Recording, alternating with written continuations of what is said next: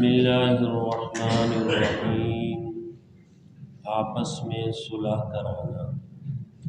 साल इब्न साद रज़ियल्लाहु अन्हु फरमाते हैं कि कुबा वाले आपस में लड़ पड़े, हत्ता कि उन्होंने एक दूसरे पर पत्थर बरसाए। हुज़ूर सल्लल्लाहु अलैहि वसल्लम को इसका पता चला तो फरमाया, आओ चलें उनकी सुलह कराएं।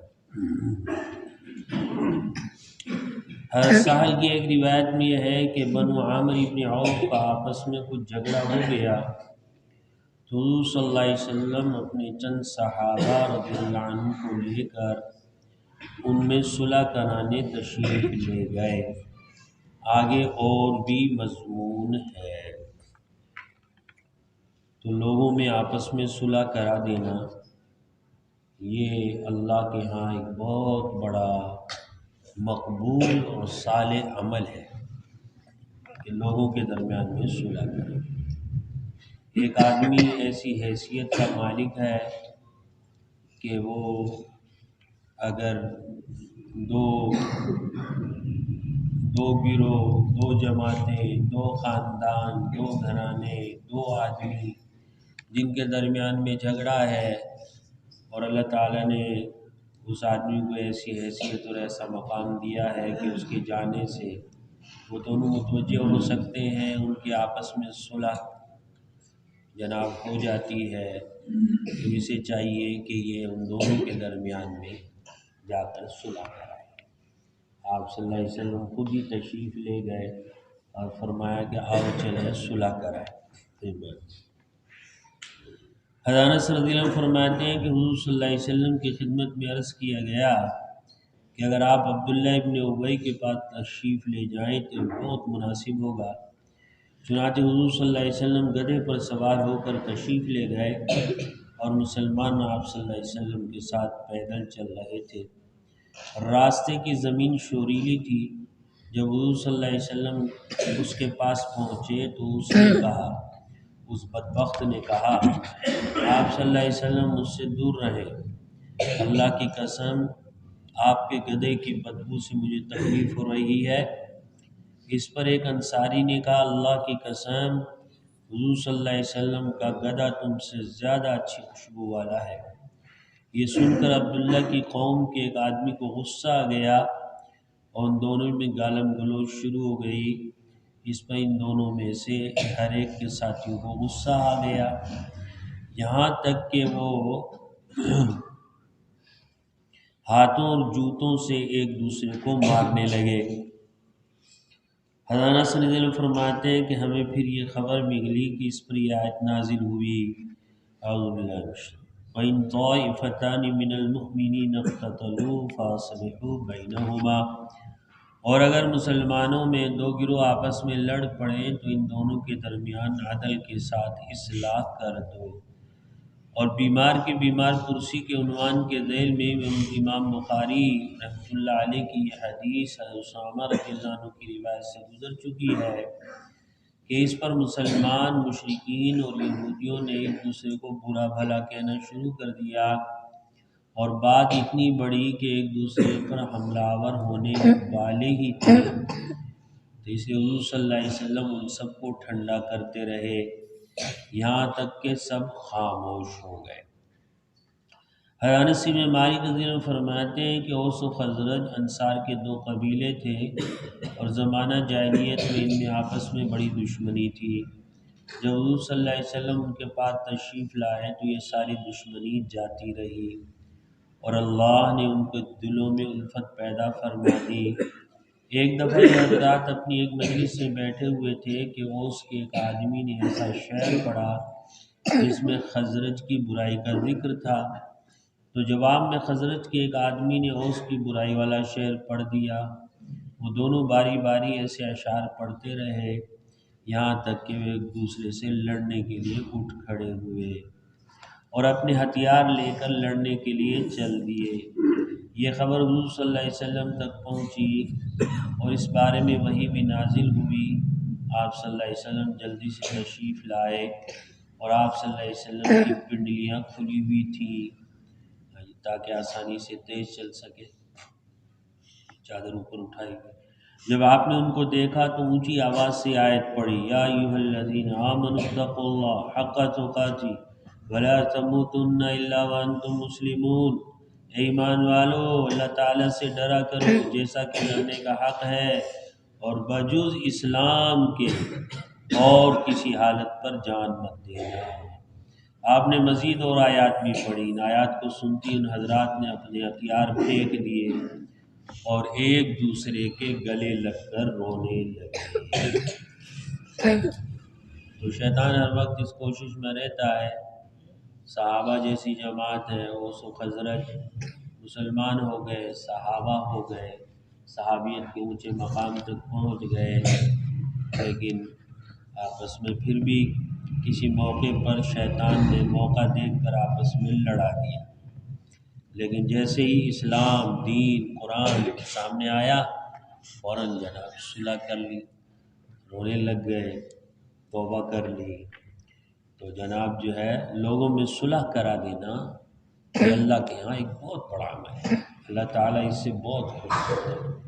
جب دو لڑے ہوئے آدمی صلح کرتے ہیں تو اللہ تعالیٰ اتنا خوش ہوتے ہیں کہ آسمانوں کے اوپر جشن کا سما ہو جاتا ہے کہ میرے دو بندوں کے درمیان میں صلح ہو، دو خاندانوں کے درمیان میں صلح ہو، دو گھرانوں کے درمیان میں صلح ہو۔ تو صلح اللہ کو بہت پسند ہے۔ قرآن نے بھی کہا وَالصُّلْحُ خیر، صلح جو ہے خیر ہی خیر ہے، بھلائی ہے، خیر ہے، خیر ہے، بھلائی ہے۔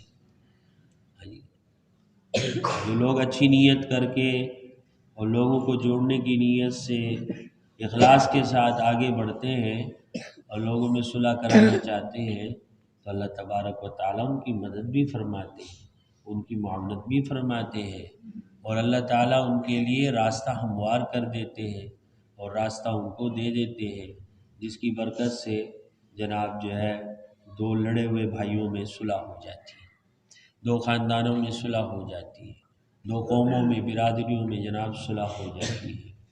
لیکن درمیان میں کام کرنے والے آدمی مخلص ہونے چاہیے، جن میں اخلاص ہو، للہیت ہو، اللہ کی رضا ہو، اللہ کی خوشنودی ہو، اللہ کی رضا اور خوشنودی کا جذبہ ہو، اور ان لوگوں کے گھروں کے آباد کرنے کا جذبہ ہو۔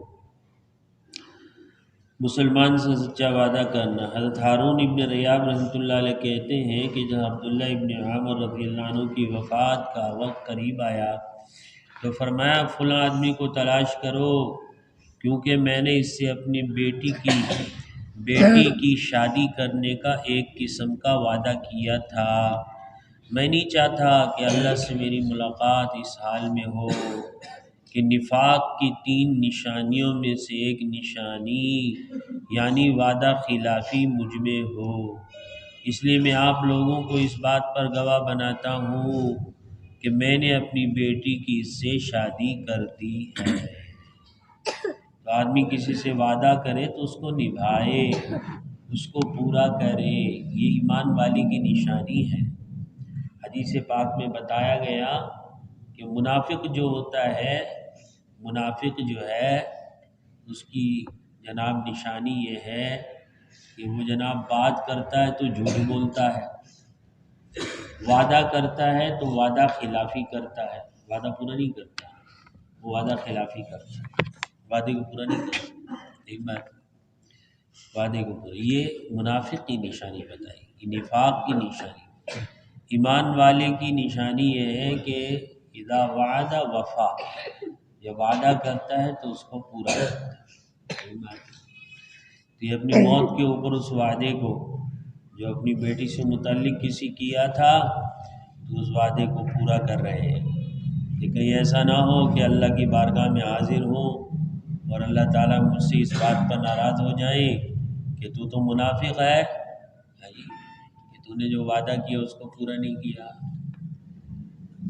تو وعدے کو نبھانا چاہیے۔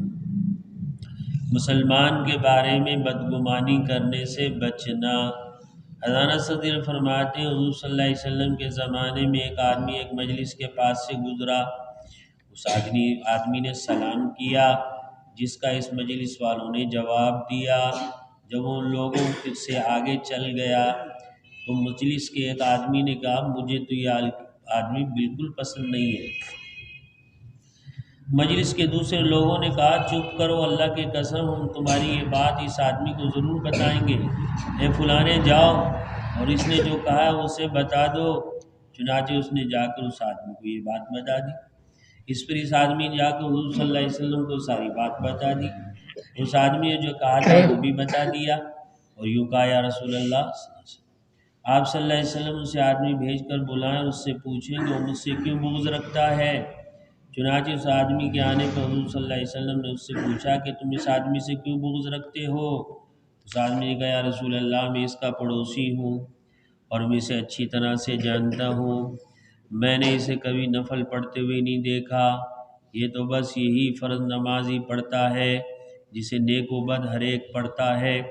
دوسرے آدمی نے کہا ذرا اس سے یہ پوچھیں کہ کیا کبھی ایسا ہوا ہے کہ میں نے نماز کا وضو ٹھیک نہ کیا ہو یا نماز کو بے وقت پڑھا ہو؟ اس آدمی نے کہا نہیں۔ پھر اس آدمی کا یا رسول اللہ آپ اس سے پوچھیں کہ کیا اس نے مجھے کسی سائل کو منع کرتے ہوئے دیکھا ہے؟ حضور صلی اللہ علیہ وسلم نے اس سے پوچھا تو اس نے کہا نہیں۔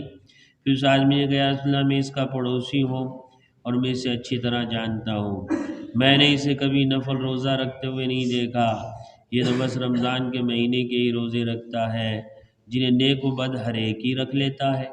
دوسرے آدمی نے کہا یا رسول اللہ آپ صلی اللہ علیہ وسلم اس سے پوچھیں کہ کیا اس نے کبھی یہ دیکھا ہے کہ میں بیمار بھی نہ ہوں اور سفر پہ بھی نہ ہوں اور پھر میں نے اس دن روزہ نہ رکھا ہو؟ حضور صلی اللہ علیہ وسلم نے اس سے اس بارے میں پوچھا، اس نے کہا نہیں۔ اس پر حضور صلی اللہ علیہ وسلم نے اس سے فرمایا میرے خیال میں تو یہ آدمی تم سے بہتر ہے،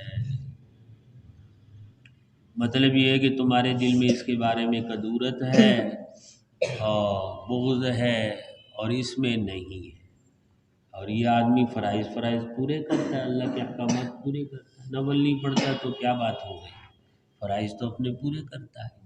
کوئی سائل آتا ہے تو اس کو جناب منع نہیں کرتا، کچھ نہ کچھ اس کو دے کر ہی روانہ کرتا ہے، یہ بات نہیں، فرائض اپنے پورے ہیں، روزے اس کے پورے ہیں، سائل کو منع نہیں کرتا اور اس کے اندر تمہارے بارے میں کوئی کدورت نہیں ہے، اس لیے یہ آدمی تم سے بہتر ہے۔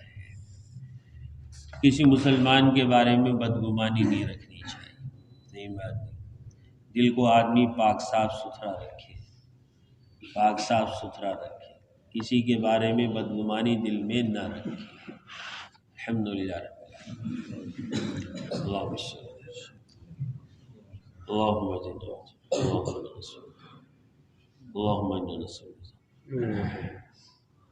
صلی اللہ علیہ وسلم۔